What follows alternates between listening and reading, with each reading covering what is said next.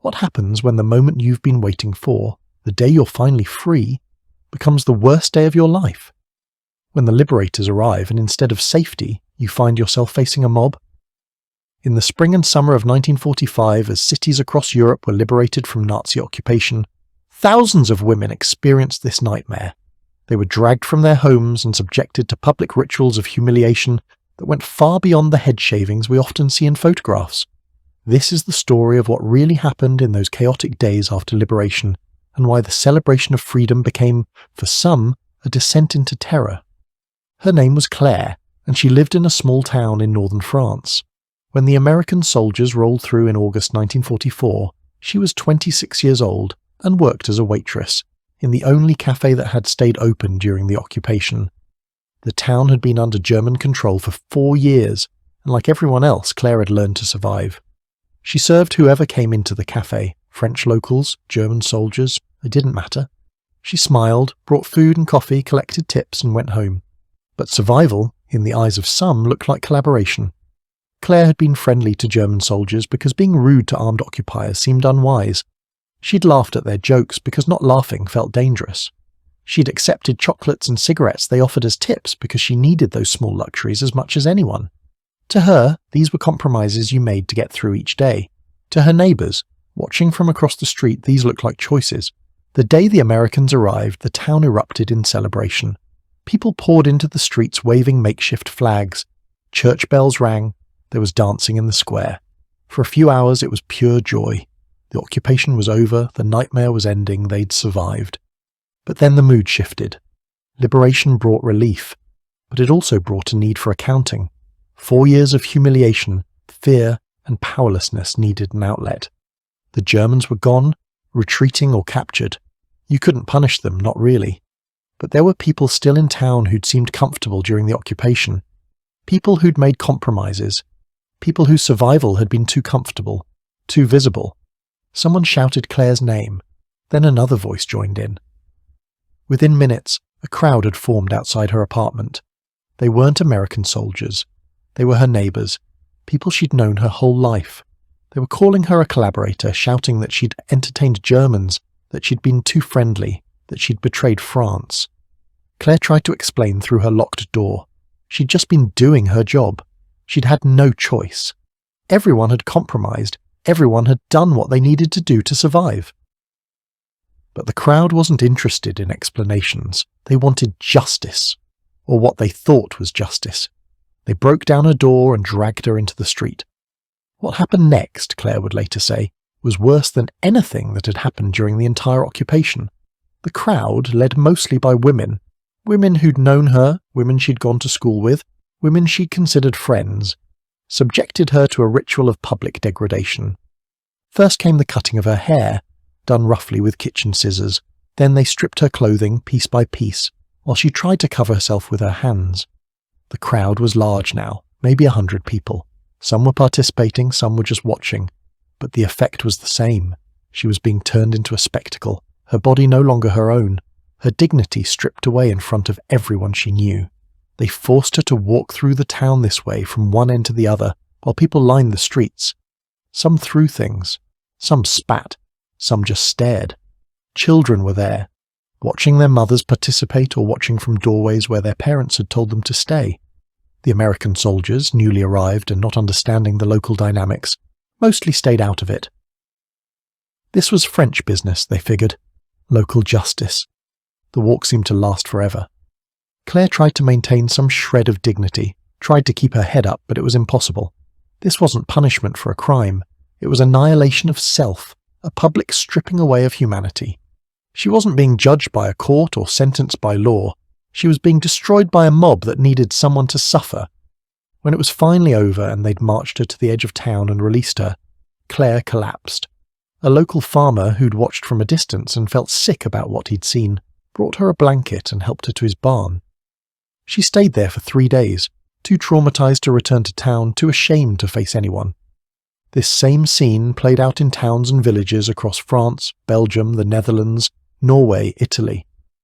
The details varied. Sometimes the women were shaved and marked, but allowed to keep their clothes. Sometimes the humiliation went further. Sometimes they were beaten. sometimes worse. But the pattern was consistent. Women accused of collaboration, subjected to public rituals meant to mark them, shame them, destroy them. What's rarely discussed is who these women actually were.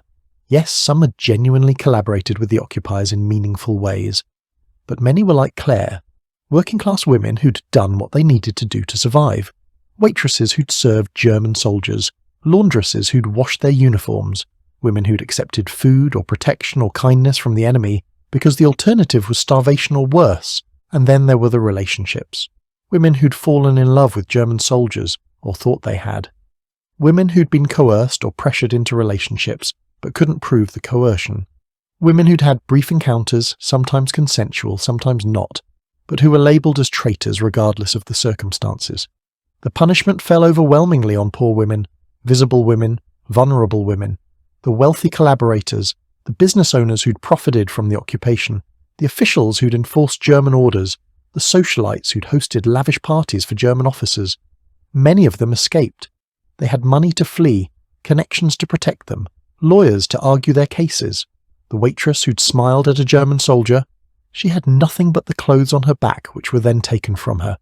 There's a photograph from a town in Belgium that haunts researchers. It shows a young woman, maybe 20, being marched through the street by a crowd. Her head is shaved. She's trying to cover herself with her arms.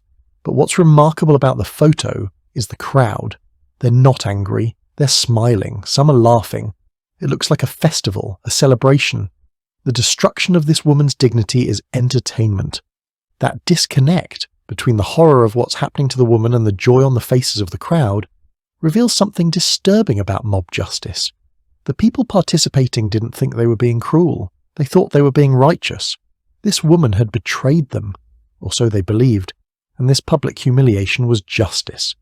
The fact that it was also psychologically devastating, that it would haunt this woman for the rest of her life, that it was disproportionate to any actual crime, those considerations didn't enter into it. The justification was always the same. These women had collaborated. They'd given comfort to the enemy. They'd betrayed their countries. But scratch beneath that justification, and you find something else.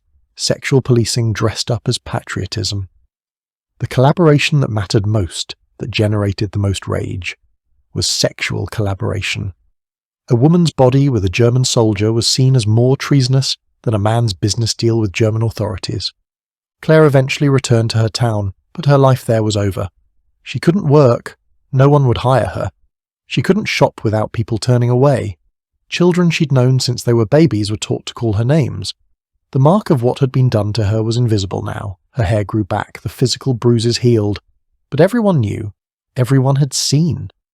She moved to Paris within the year, changed her name, invented a new history for herself. She told people she was a widow, that her husband had died in the war. It was easier than explaining the truth. For the rest of her life, she carried the memory of that day, not just the physical humiliation, but the betrayal. These were people she'd known, people she'd trusted, people who'd turned on her the moment it was safe to do so. Years later, when a researcher tracked her down and asked if she'd testify about what happened, she refused. The shame was still too deep. Even decades later, even knowing intellectually that what had been done to her was wrong, she couldn't escape the feeling that maybe she deserved it somehow. That's what public humiliation does. It doesn't just punish you in the moment, it plants shame so deep that you carry it forever. The men who'd actually collaborated in meaningful ways, the police who'd rounded up resistance members, the officials who'd signed deportation orders, the businessmen who'd grown wealthy from the occupation, many faced trials, some were convicted, some were acquitted. But they had trials, they had lawyers, they had due process. The women who were subjected to public humiliation had none of that. No trial, no defence, no chance to present their side. Just the mob and the street and the judgment of neighbours who'd been looking for someone to punish. What's particularly tragic is that some of these women had actually worked with the resistance. They'd used their positions, as waitresses, as cleaners, as women who had access to German soldiers, to gather information, to pass messages, to help the resistance effort. But when liberation came and the mob was looking for collaborators, the resistance leaders who knew the truth often stayed silent. It was easier to let these women be sacrificed than to try to calm an angry crowd. There's a woman named Marie from a town in the Netherlands whose story exemplifies this betrayal. She'd worked in a German officers' club during the occupation, serving drinks and food. What the townspeople didn't know was that she was also passing information to the resistance, who was stationed where, what units were moving through, what the officers said when they had had too much to drink. When liberation came, the resistance leaders she'd worked with stood in the crowd and watched as she was stripped and paraded through the streets. They knew the truth. They knew she was one of them, but they said nothing. Why?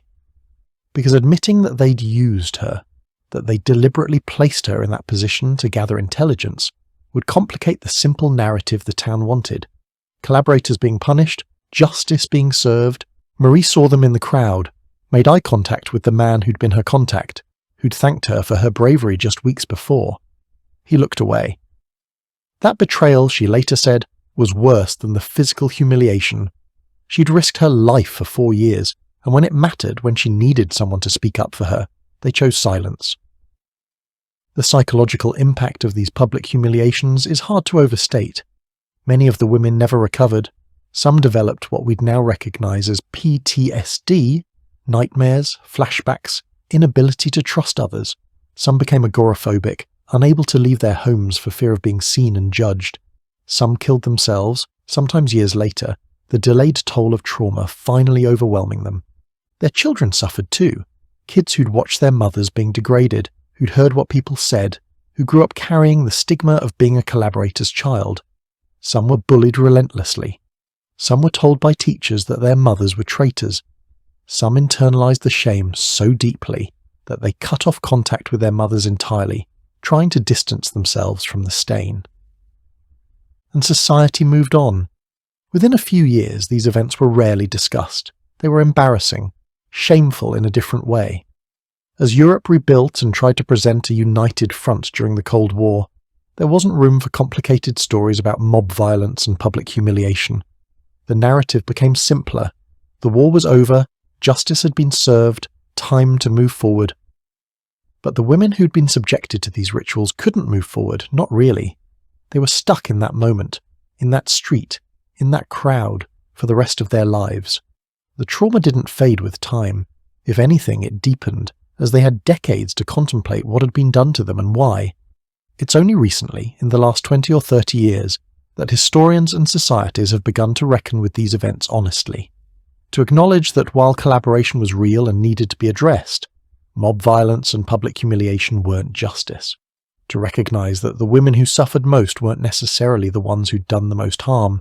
To understand that using women's bodies as sites of public punishment says more about the society doing the punishing than about the women being punished.